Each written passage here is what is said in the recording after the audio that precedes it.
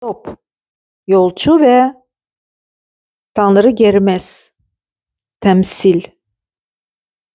Bir yolçu sefer zamanı and içdi ki, yolda nəsə taparsa əgər, yarısını Germesə qurban verəcək.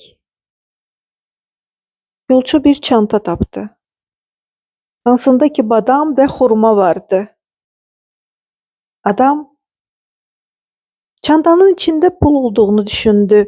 Onu yerdən götürdü. Çantada olanları yerə boşaltdı.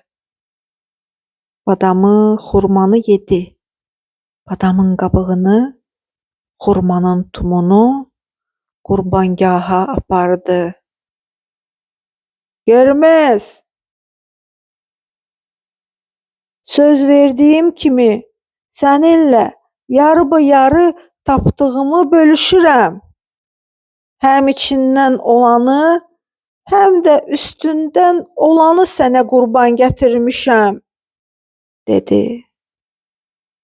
Bu təmsil demək istəyir ki, bəzi simic adamlar hətta tanrılara da kələk gələ bilərlər.